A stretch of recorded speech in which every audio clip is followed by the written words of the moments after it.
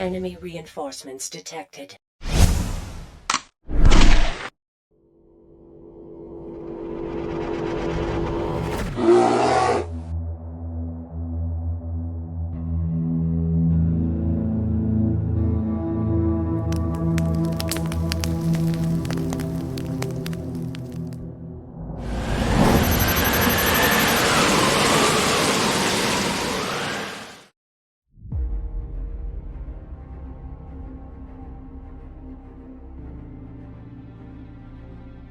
The legend of the Steel Bear. The Rubiconian dust swirled, thick and acrid, a constant reminder of humanity's greed. In its choking embrace, legends were forged, and none burned brighter than Bear, the pilot of the customized armored core, Icebox. His official call sign was Cage, a stark, ironic nod to the claustrophobic confines of his cockpit and the self-imposed prison of his past. Always loaded and ready at a moment's notice, with a steady grip and finger on the trigger, Bear wasn't a corporate hound, nor was he a fervent Rubiconian patriot. He was a survivor, a ghost from a mercenary outfit wiped out in the initial waves of the fires of Rubicon. Icebox, his damaged armored core, was a testament to his resourcefulness. With a bit of patchwork from a salvaged PCA armor, including a few of Rubicon Research Institute's internal components and a combination of some rusty BAWs and all-mine weaponry, all painted a dull, frostbitten white. Its core was a heavily modified Nactrier 40E, sacrificing a fraction of speed for a pair of devastating multi-explosive grenade weapons and a surprisingly powerful 6th Gen Hokushi, a temperamental non-coral generator. His legend began not with a grand act, but with a desperate, impossible retreat during the fall of Watchpoint Alpha.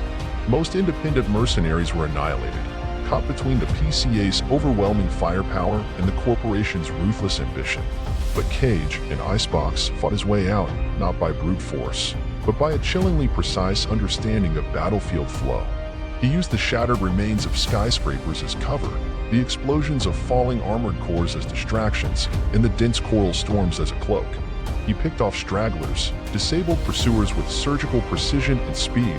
He emerged from the carnage alone, a spectral figure, word of Icebox, the blue frost-covered ghost armored core that vanished and reappeared like an Arctic phantom. Their sensors reading, undetectable. Corporations initially dismissed him as a fluke, a rogue element. But then came the breaching the wall operation. While corporate forces hammered against the seemingly impregnable defenses of the wall, Cage found a forgotten, partially collapsed service tunnel. Alone, navigating crumbling infrastructure and automated defenses, he used Icebox's custom high-powered explosive grenade weapon, the 44-141 Jade Ellen Alpha, also known as the Javelin, to blow a path through reinforced bulkheads. He didn't engage the wall's primary defenses head-on. Instead, he targeted their internal power conduits, creating critical vulnerabilities that corporate forces later exploited. He was the whispered reason for their eventual success, the uncredited hand that turned the tide. His defining moment, however, came during the Liberator of Rubicon campaign. When the decision to destroy the coral at the Convergence was made, Cage found himself on the side of Bear in the Rubiconian Liberation Front. He wasn't driven by idealism, but by a quiet fury against the relentless exploitation of his adopted Rubiconian home. During the climactic battle against Snail and his formidable Arquebus forces, Icebox became a bulwark. While other armored cores focused on direct assaults, Cage, with his intimate knowledge of Rubicon's terrain, exploited the treacherous canyons and shifting coral flows to create ambushes. He lured Arquebus units into narrow choke points, then used Icebox's powerful, though short-ranged, machine guns, the MA-E2 Tenetsujins, to obliterate them.